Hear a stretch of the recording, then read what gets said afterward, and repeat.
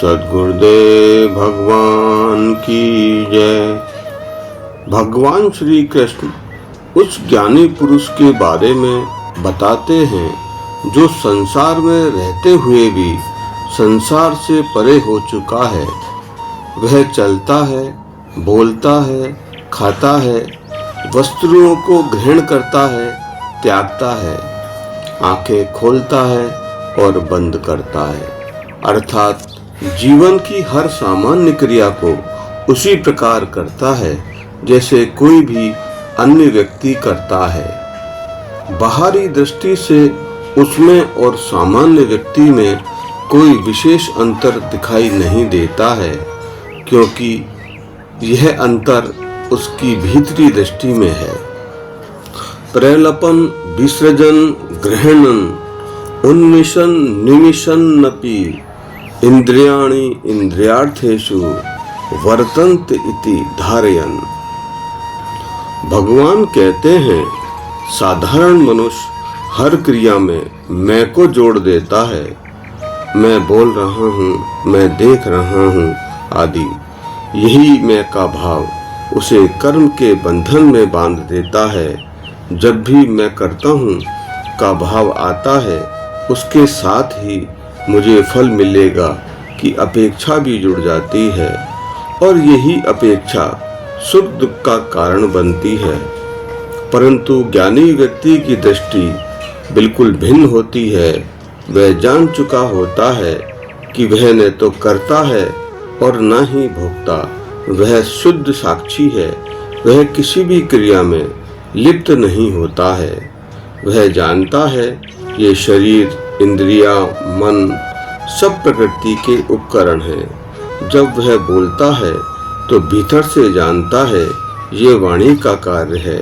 वह हर क्षण ये धारण करता है कि इंद्रियां अपने विषयों में प्रवृत्त है। इनमें मैं का कोई हस्तक्षेप नहीं है। ब्रह्मण्याधाय कर्माणि संग तक्त्वा करोति यह लिप्यते न से पापेन पद्म पत्र में बहम बसा। भगवान श्री कृष्ण कर्मयोग की चरम साधना को सजीव उपमा के माध्यम से समझाते हैं। वह कहते हैं कि मनुष्य संसार में रहते हुए अनेक प्रकार के कर्म करते हुए कैसे पूर्ण रूप से निष्कलुष और निर्लिप्त रह सकता है।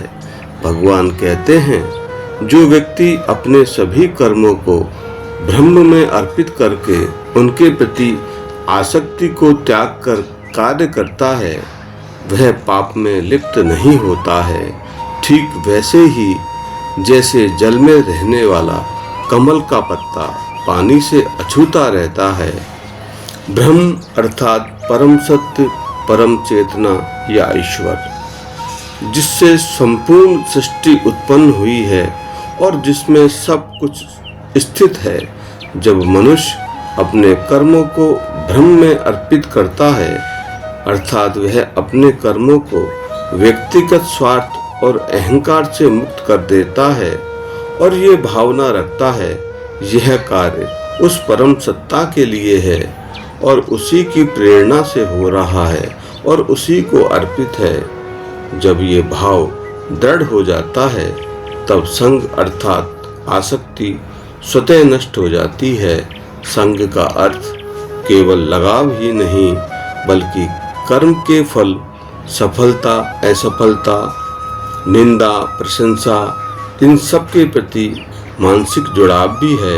यही जुड़ाव मनुष्य को बांधता है और पाप पुण्य के चक्र में डालता है।